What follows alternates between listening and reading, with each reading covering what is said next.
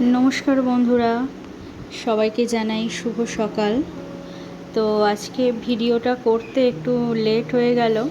प्रथमे भाबछिलाम करब ना, तारपरे भाबलाम एकटू करा जाक। और आज के एकटू बेलाई हो गेछे आमादेर चा खेते और मेये दूध दिएछि।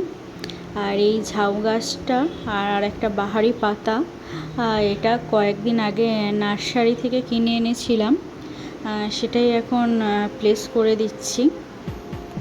এর আগে বেশ কয়েকটা গাছ মারা গেছে, আমার গাছ মারা গেলে ঠিক ভালো লাগে না, ফের ওই জন্য বেশ কয়েকটা কিনেছি। আর এদিকে হাজব্যান্ড বাজার করে নিয়ে এসেছে আর আমার ফেভারিট চিংড়ি মাছ আর মাংসও নিয়ে এসেছিল। তো এগুলোই ধুয়ে টুয়ে রেখে দিয়েছি। আর ভাবলাম আজকে চিংড়ি মাছের মালাইকারি করব, যেহেতু চিংড়ি মাছ নিয়ে এসেছে। আমি এখানে নারকেল কুড়ি নিয়ে মিক্সির ভেতর দিয়ে পেস্ট করে নিয়েছি আর একটু জলে ভিজিয়ে দিয়ে রেখেছিলাম, যাতে ওর দুধটা, নারকেলের দুধটা পুরোপুরিভাবে বার হয়ে যায়। এই দিকে দেখো, এই যে বেশ খানিকটা জলে আমি ভিজিয়ে রেখে আর এখানে ওটাকে ছেঁকে নিচ্ছি নারকেলের দুধটাকে। নারকেল দিয়েও অনেকে করে।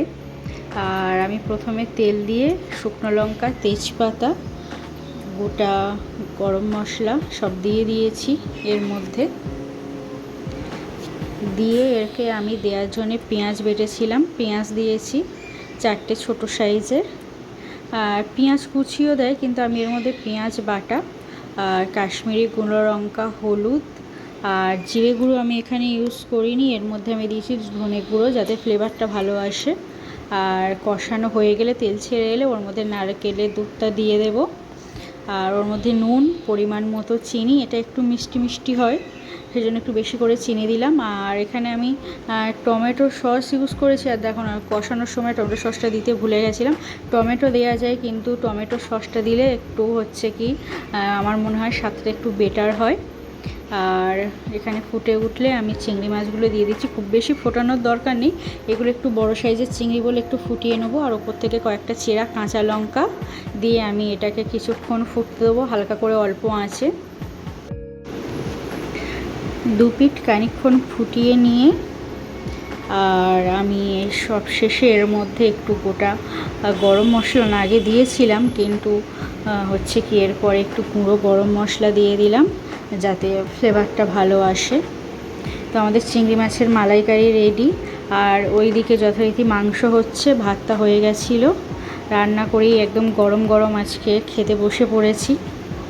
এই যে হচ্ছে চিংড়ি মাছের মালাইকারি, খুব সুন্দর হয়েছে। এটা তো রবিবার আর আজকে সোমবার ভিডিওটা দিচ্ছি। খুব সুন্দর খেতে হয়েছিল, এরকমভাবে একবার তোমরা রান্না করে দেখো। আজকের হচ্ছে মেন আকর্ষণ হচ্ছে এই বাগদা চিংড়ির মালাইকারি। আর মাংস কেউ আজকে খেতেই চাইছে না, তো আজকে হচ্ছে আমার ফেভারিট। তো আজ এই পর্যন্তই, টাটা বাই বাই, সবাই ভালো থেকো। ভিডিওটা কেমন লাগলো জানিও।